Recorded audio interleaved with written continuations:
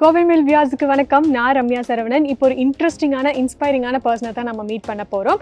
Basically பார்த்தீங்கன்னா இவர் வந்து ஒரு என்ஜினியர். ஸோ என்ஜினியரிங், தன்னோட ப்ரொஃபஷன், தன்னோட பிஸ்னஸ் இது எல்லாத்தையும் தாண்டி நேச்சர் மேலே, மரங்கள் மேலே, செடிகள் மேலே இவருக்கு ஒரு அளவு கடந்த காதல் இருக்குது. ஸோ அப்படிப்பட்ட மிகப்பெரிய இயற்கை ஆர்வலரான திரு ஜெயபால் அவர்களை தான் இப்போ நம்ம மீட் பண்ண போகிறோம். ஸோ வித்தவுட் எனி டிலே போய் மீட் பண்ணிடலாமா? வாங்க.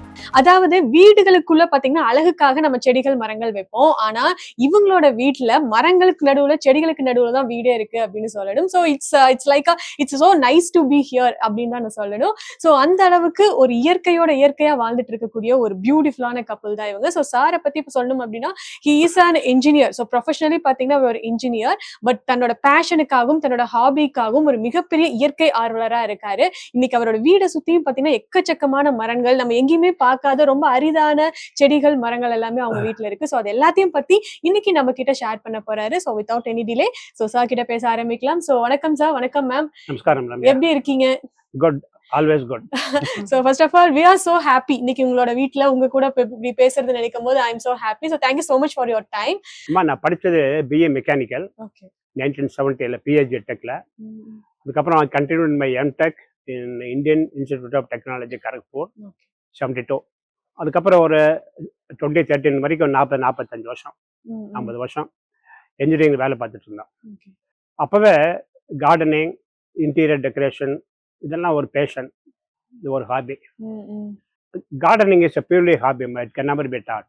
Can be taught but can be supplemented. அதாவது எப்படின்னா, மரங்களை நடலோடு நம்ம எல்லாத்தையும் கம்ப்ளைண்ட் பண்ணுறோம். மரங்கள் நட வேண்டியது ஒரு சிட்டிசனோட கடமை. இருக்கிற வீட்டில் இருக்கிற இடத்துல ஒரு மரங்கள் நடணும். அப்புறம் will be living in a jungle, otherwise will be living in a concrete jungle.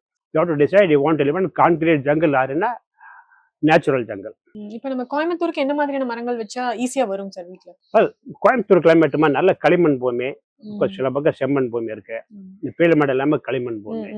இந்த குளக்கரைகள் எல்லாமே ஓரளவு களிமண் இருக்கும். மேபி வேற மண் இருக்கலாம், I'm not very sure. N opinion என்ன மரம் நடணும்னா, ஃபார் எக்ஸாம்பிள் வந்து இழுப்ப மரம்,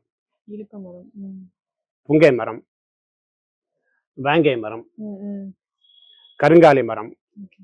நாங்க நடுற மரத்தோட நோக்கம் என்னன்னாப்பா, அட்லீஸ்ட் ஒரு 80 வருஷம் கழிச்சு யாரும் புலம்ப மாட்டாங்கல்ல. இப்ப நட்டுறோம், பெனிஃபிட் நம்ம யூஸ் பண்ண போறதில்ல. ஒரு 80 வருஷம் கழிச்சதுன்னா யாரோ மகாராஷ்டிரா வச்சு போவான்னு சொல்லுவேன். திட்டமாக சில பேர் அது விட்டலாம், நல்லது பேசுவான். வருங்கால சன்னருக்கு பயன்படுத்தணும். இப்படி எந்த ஒரு மரம் நட்டாலுமே இதெல்லாம் வந்து பெனிஃபிட்ஸ் வந்து 30, 40, 50 வருஷம் கழிச்சுதான். இப்ப நிறைய பேர் கேட்குற கேள்வி, சார் மூங்கல் வைக்கிறீங்களா, வேறு உள்ள போயிடாதா, பாம்பு வருமா வராதா? It's natural. வீட்டில் கிச்சன் ஒழுங்கா வைக்காட்டா கூட காக்ரோச் வந்துடும், சுண்டலி வந்துடும். அதுக்கு நம்ம சமைக்காம இருக்கிறது இல்லை. இந்த மாதிரி நம்ம வந்து கார்டன் வைக்கணும், மெயின்டைன் பண்ணணும். இந்த மாதிரி கார்டன் வைக்கிறப்பமா we produce much more oxygen. For example, bamboo, மூங்கல் produce about 50 to 100 times oxygen. Corona டைம்ல ஆக்சிஜன் நம்மளால எவ்வளவு கஷ்டப்பட்டான்னு தெரியும். இப்ப எங்க வீட்டுல மரம் இருக்கிறதுனால depends on density of the tree. At least ஒரு 1/2 கிலோமீட்டருக்கு இந்த ஆக்சிஜன் அப்படியே டைலூட் ஆகும், இருக்கும், காற்று சுத்தமா இருக்கும். இந்த வீடியோ பார்த்துட்டு இருக்கக்கூடிய நம்மளோட வியூவர்ஸ்க்கு நீங்க கடைசியா வந்து ஏதாவது ஒரு அட்வைஸ், ஏதாவது ஒரு மெசேஜ் சொல்லணும் அப்படின்னா அது என்னது? பொதுவாக அட்வைஸ் சொல்றது ஈஸியா யாருக்கும் பிடிக்காது. பட் ஸ்டில் நீ கேட்குறீங்கன்னு சொல்றேன் நான். இப்போ நிற்கிறத you have a good feeling. இந்த வெயில தெரியல, சமயத்தில் சம்மர்ல மத்தியானம் வீட்டு கஷ்டம் வந்தாங்களா, 4 சேர் போட்டு இங்கேயே உட்காந்துருக்கோம். இந்த ஷோ எங்கேயுமே கிடைக்காது.